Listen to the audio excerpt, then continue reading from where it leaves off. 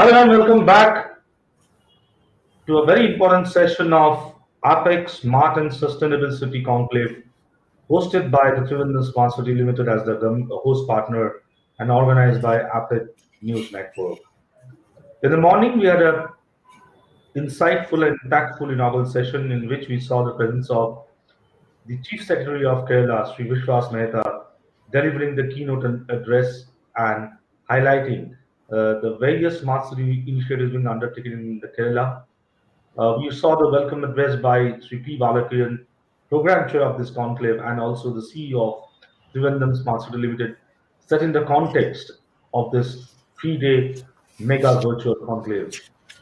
And also, we had participation from Maharashtra, where the Principal Secretary himself highlighted the meaning and definition of sustainable smart city and what all been done in the Maharashtra. And also, we had a perspective from the Netherlands.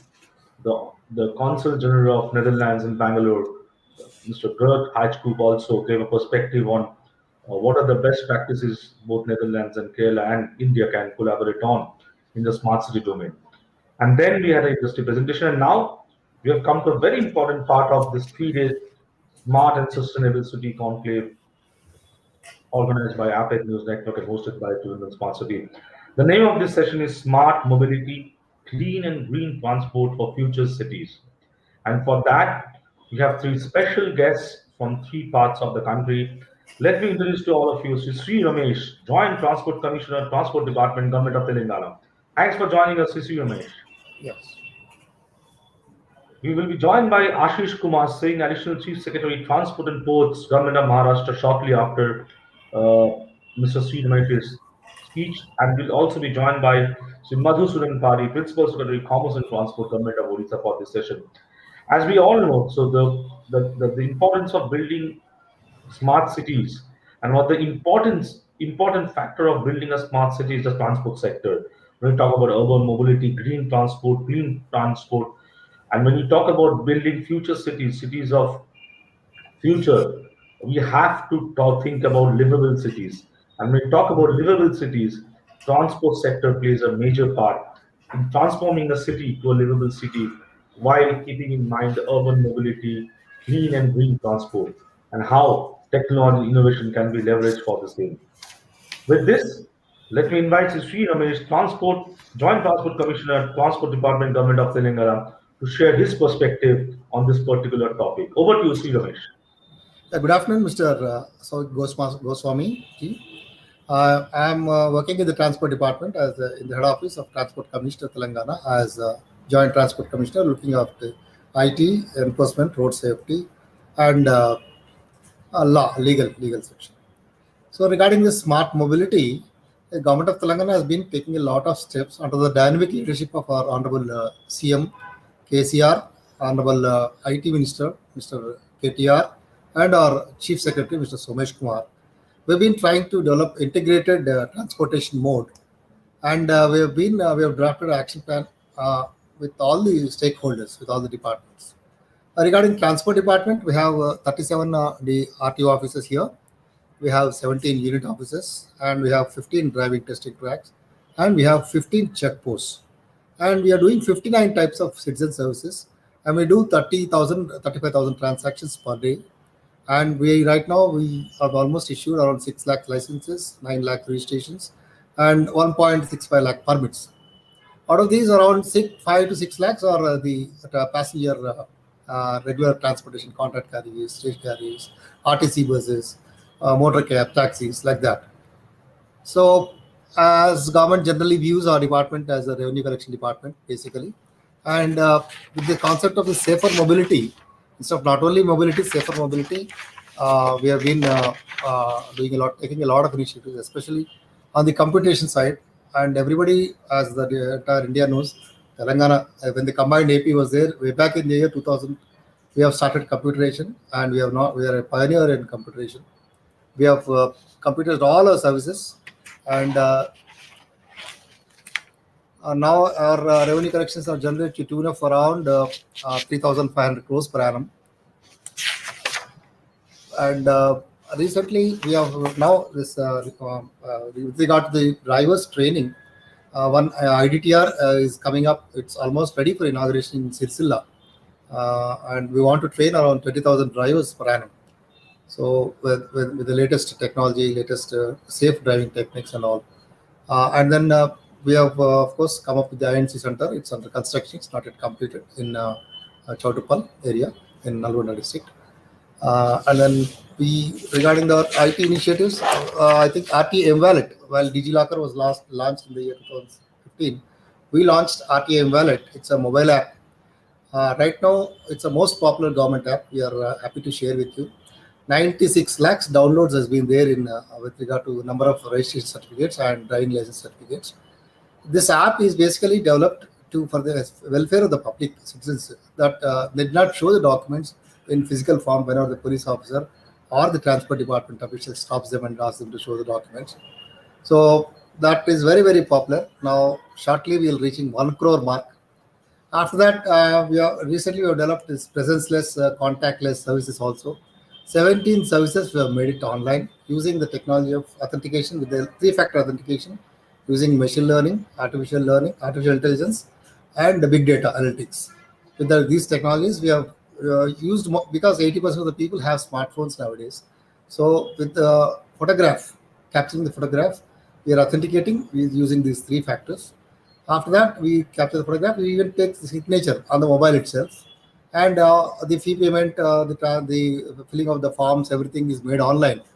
And once they submit the documents, our people at the back end, a few are auto renewal, some are auto renewal, some are approved within 2 days by the administrative officers and staff working in the offices.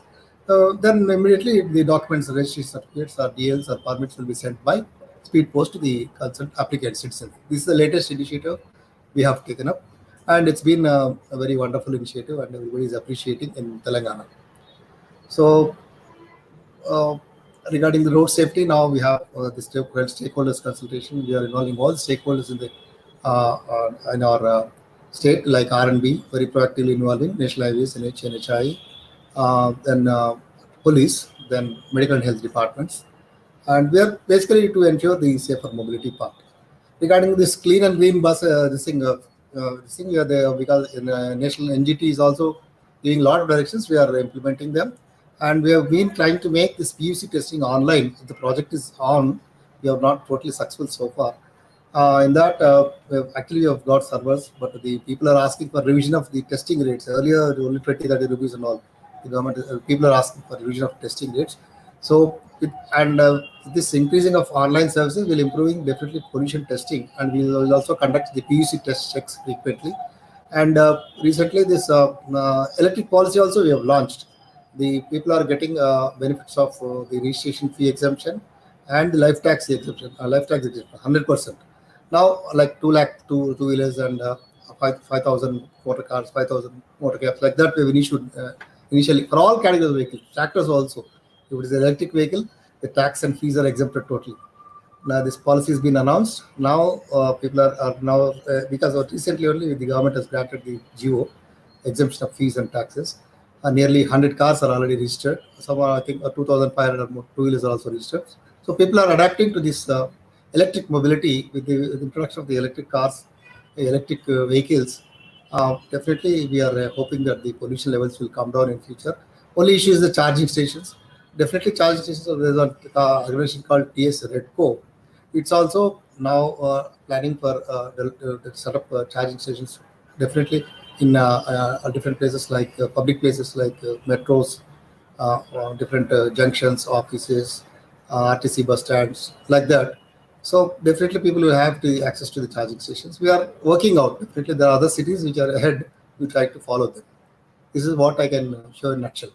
Right, Mr. Ramesh. Thanks Yeah, for sharing with us various initiatives being undertaken by your department in the government of Telangana. yeah, Before I move to the next speaker, I just want to ask you one or two questions. yeah, You talked about that the future of mobility lies with the electric yeah, mobility, and yeah, yeah, also that's also when you talk about keeping in mind the importance of ensuring green and clean transport yeah, and yeah, mobility Yeah. for smarter cities or for livable cities. Yes. But Yes. you also mentioned about the challenges when it comes to the charging infrastructure Yes. for Yes. Yes. electric vehicles. Yes. Yes. So what are Yes. your plans? Because we often quite uh, hear from other cities also that electric vehicles are there, but not enough of charging stations. Though True. As there has been a true. big push by the government from the government level. But what are the plans in Telangana to get Exactly. more? Actually, I was just mentioning, no, there's one organization called TS Redco, Renewable Energy Bill, another corporation. They are looking after the creating charging infrastructure. What I was told is they are trying to set up charging stations at every government places like metros, RTC bus stands, petrol bunks, even offices also. Even our office also offered. Right now, there are some are set up. I think some 20 to 25. In future, they're going to come more. So it's of course it's definitely a challenge about the charging infrastructure. What are your thoughts, if I may ask you, as an administrator who's part of the government machinery? What are your thoughts when you talk about building a smart city, especially keeping in mind the transport mobility sector in mind? So what are your thoughts on that? Especially, I was thinking that smart includes even safer mobility also. I mean, especially first of all, regarding our transport services, people should be able to avail online services without visiting the RTA offices. Contactless, cashless, and presenceless services. Number one, regarding the RTA offices. Number two, regarding the safer mobility, that it should be zero accidents. There should be no scope for any accident. Even if some accident occurs, also it should not be fatal. So basically, my view is about this. The next third part is pollution free. It should be environment should be clean and green so that people will not get any diseases because of the air pollution. These are the three aspects as much as I understand because I didn't really attend any much seminars about this smart mobility. But when you talk about the safe mobility or secure Yeah, mobility, yeah. any particular thing in mind that maybe this part of safe mobility or safe transportation can be worked on, maybe That for is what future? using this ITS ITS systems, using IT platform. A lot of developments have come. I even recent seminars also have observed that the some vehicles technology is developed that even they can detect the objects which are coming onto the vehicle and they can apply. I mean, take all precautions to avoid accidents, and especially signages, all those things. Like in developed countries, a lot of precautions are taken. That should be the ITMS should be a part of the smart city. That's what I feel. Yes, yes. And you also talked about that making people's life simpler using Yeah, technology when it comes to collection. yeah. Can you just elaborate on those part? What kind of digital interventions you are implementing for online payment and all those things? I think you're all aware that e-Seva was there when combined AB was there. E-Seva services were successful. Like all, I think 415 services of different departments are integrated with e-Seva. So using e-Seva, we have made all our transactions online. Like fee payment, it can be made online. Our applications can be, we have slot booking system. A person can book a slot. They can make payment fee online. They can download forms online. They can fill up also online. Some routine transactions are made auto approval also. Permits, just grant of permits. Even temporary permits, those contract carrier buses, those they take temporary permits and special permits from our department. If they have all the documents, if they upload the list of passengers along with the application, they'll be the auto approval. They can download the temporary permit and they can move on. Basically, ease of doing business is also covered in all these aspects. So, like that. That's what I feel. So I'll just come to one more part that when we talk about this using digital intervention, you also talked about the best practice of other countries, in fact, other cities as well. Uh, uh, and this kind of platform actually helps to interact and have the best of the minds together to discuss on various aspects of the good ideas, best Yes. practices across India. Yes. Yes. We are having a perspective from Telangana. We'll be having a perspective from Maharashtra as well as Yes. Odisha as well.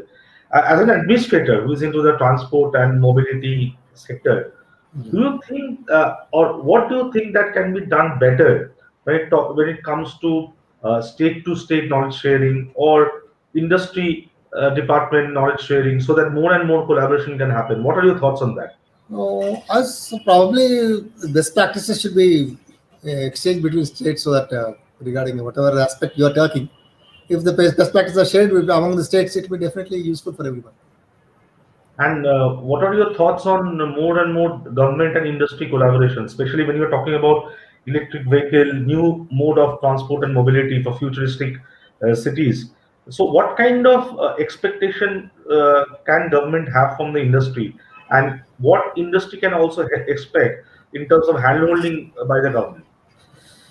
Government generally it's about demand and supply side incentives. No, that's the only thing government offers to industry. That could be the collaboration and the best technology government should adopt to encourage. That's what I think. Right, right, right. Thank you so much, Mr. Sri Ramesh, Joint Yeah, Transport Department, Government of Telangana, for yeah. joining us Thank you in for a the very opportunity. important session on smart mobility, green and green transport for future cities.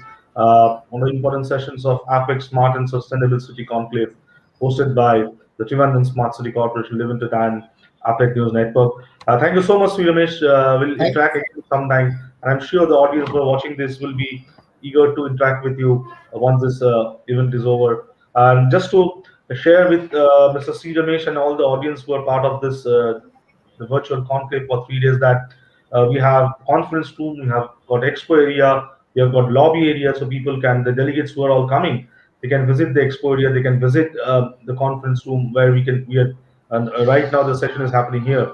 And also at the same time, they can interact, audience delegate can interact with each other also by visiting the expo area.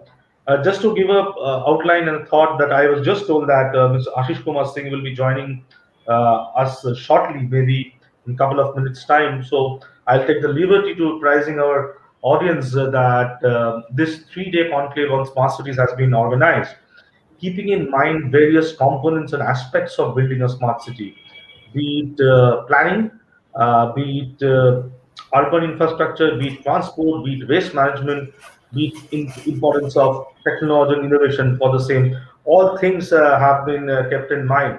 And it's not only about that government or experts are speaking, but we'll also have perspective from industry, because industry and government collaboration is the way to move forward for building smart cities. And as we can see that already a lot of collaborations are happening across India for 100 smart cities. And if I take the recent example of COVID-19, in the COVID-19 situation, one of the important parts played by the ICCC's integrated command control centers have been praiseworthy, because in a quick time, in a span of 15 days, 1 month, most of the cities who are implementing smart city provisions were ready to monitor, trace, and act on the pandemic. So that was a gift of smart city ecosystem being built in India. And thanks to integrated command control centers, that life made easy for administrators, for citizen as well.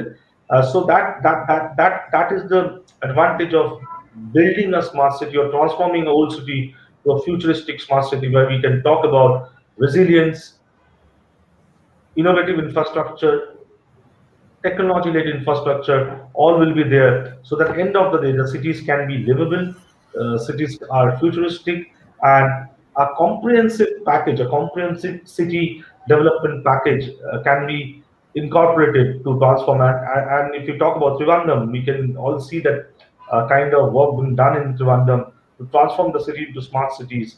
And we had the inaugural address by P. Balakiran, who is a program chair and is also the CEO of Trivandrum Smart City. He also talked about how Trivandrum is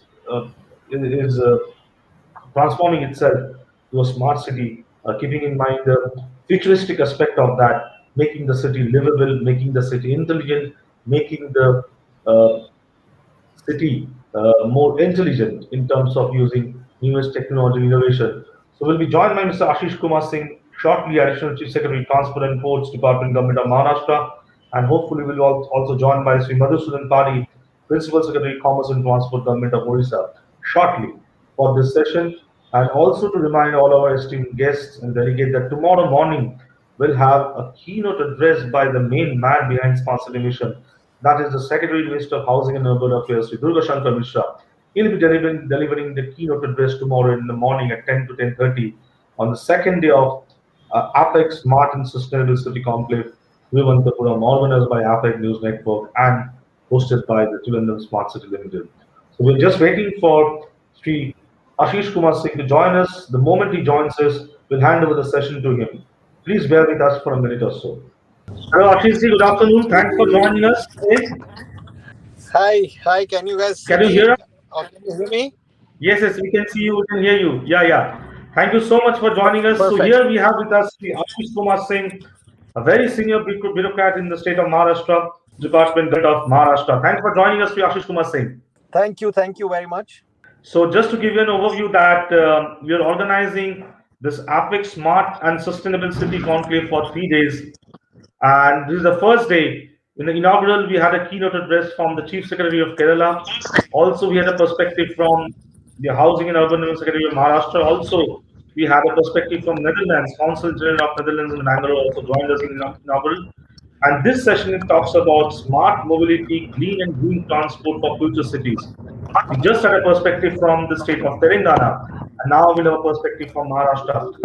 Over to you, Sri Ashish Kumar Singh. Your thoughts on building smart, clean, and green transport for building futuristic cities.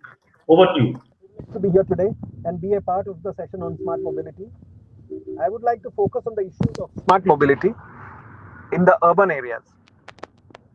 I've been suffering from a bad throat for the last 1 week, and my smartwatch has been telling me that the air quality index in Mumbai has been ranging from around 150 to almost about 225, and it is the same in Pune as well. Now, these are extremely unhealthy indices for human health. I think this session should endeavor to deliberate upon some answers to the problem of air quality, as it is closely connected to mobility in urban areas. When Carl Benz invented the automobile in 1885, little would he have known that in 135 years, it will turn out to be the ultimate disruptor of human lives and, of course, the civic way of life. Undoubtedly, it gave us extraordinarily new freedom to travel great distances and to get around like never before. It spawned new industries, thousands of new companies, and drove generations of personal and economic growth. Yet, over time, our towns and cities were getting designed around the automobile, and roads had started taking precedence over lakes and gardens. Where people once gathered in the streets and town squares, there are now highways and multi-lane roads. The freedom to move is leading towards a world where roads are being built for cars. Worst of all, time we used to spend with each other is now often wasted in congestion and traffic. Actually, I am right now in traffic. Today, a regular commuter spends an average of 1,000 hours annually in traffic. It is expected to increase to 4,000 hours by 2050. The transport system in most cities in India has reached its capacity, and yet more and more of us seek the benefits of further proliferation. Faced with this rapid urbanization and the pollution and congestion that comes with it, we have to admit that the model of the past is no longer tenable. For us to remain competitive as a country as well as individual cities, we need to update ourselves to more efficiently move people and goods. In the process, we will improve the quality of life for all. I think one of the most powerful solutions could be to bring our streets into a sharing era and the sharing economy. New mobility technologies created with people at the center can help us share our streets in new ways, more equitably, providing more access for more people to everything our cities have to offer. Even though we are a little late in getting automobiles for the masses, it's ironic that our streets have been left out of the sharing era by the planners. We must remember that they were the original shared resource and in our cities continue to be so even today. Before cars, city streets acted as bustling social hubs where neighbors and families could gather and children could play. Over time, parks and public spaces have been sacrificed for streets, parking lots, and highways. Streets compose one third of public land in our cities. Hence, it is essential to start with planning for mobility as the center stage of our development plans. By smart planning for a smart world, we can reverse this trend and return these valuable resources to the people. Now is our opportunity to reclaim the streets for living to take major leaps in the direction of building a true city of tomorrow and reimagine how our streets and cities function much more efficiently. We have to begin by collaborating with cities, civic organizations, urban planners, technologists, and designers around the country and the world to develop new ways of moving people and goods. We have today the technology capability of a complete disruption and redesign of the surface transportation system for the first time in a century. Everything from cycling tracks, pedestrian footpaths, parking, traffic flow, and goods delivery can be radically improved, reducing congestion and allowing cities to transform roads into more citizen friendly public spaces. It is not good enough to just implement some new technology like artificial intelligence and autonomous vehicles without first fully understanding how it is going to make people's lives better. We need to get this new design right. We need to adopt a user centered, systems level design approach to mobility. We need to step back and look broadly at how the overall transportation operating system can help us all lead better and more productive lives. How can we do that? The challenge is enormous. We are talking about orchestrating the entire transportation network that is already woven into the fabric of our urban environments and civic life. But it is a task we must undertake because the old system is failing. We need to create a new vision for clean, efficient, and shared way of life and shared way of moving people.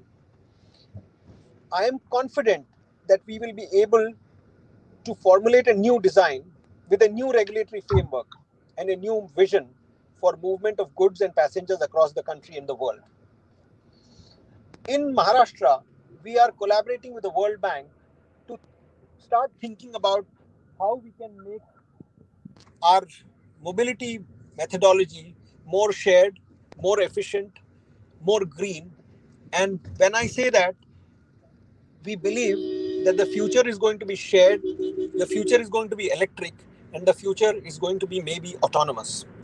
Some of you who have already experienced the Tesla autonomous car would definitely agree with me that these autonomous vehicles can actually perform 24/7 and thereby reduce the current usage of urban space meant for parking a large number of vehicles.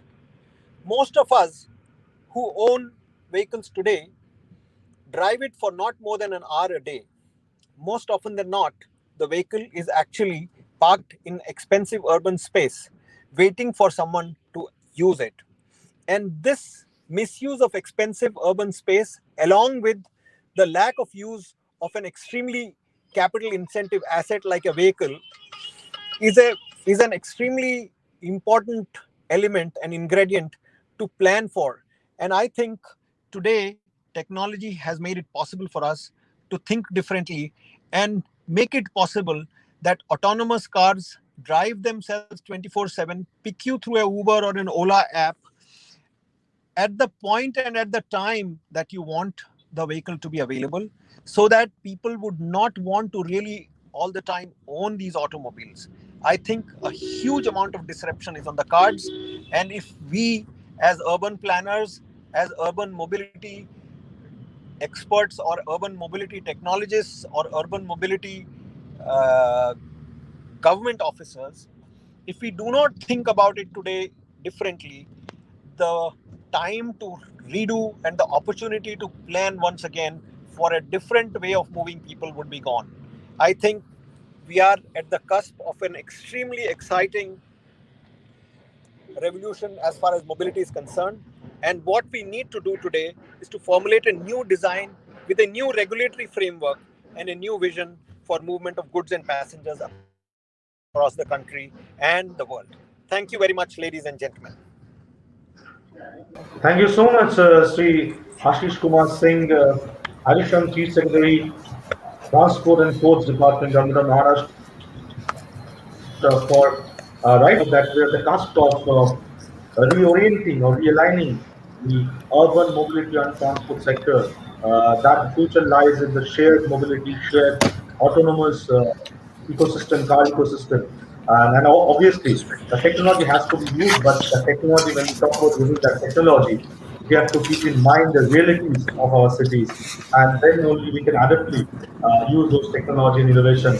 But still, as you rightly said, that disruption is on the cards. It's up to us how quickly we embrace that disruption to move into the right direction for making our cities of future with urban transport and mobility plan. Thank you so much, Ashish Kumar Singh, for Thank you. giving us an insightful take on your thought of vision for building cities with an urban, green and clean transport system, efficient transport system, which can make people's life easy. Thank you so much. I also thank Sri Ramesh, who have joined us from the Transport Department, Government of Telangana, for this session. Thank, Thank you so much, thank both you of very you, for much. this very important session of APEC Smart and Sustainable City Conclave. And we'll be back after half an hour. Thank you so much for joining us Thank in the you. podcast. Thank you very Thank much. you. Thanks Thank a you lot. very much. Bye bye. Thank you.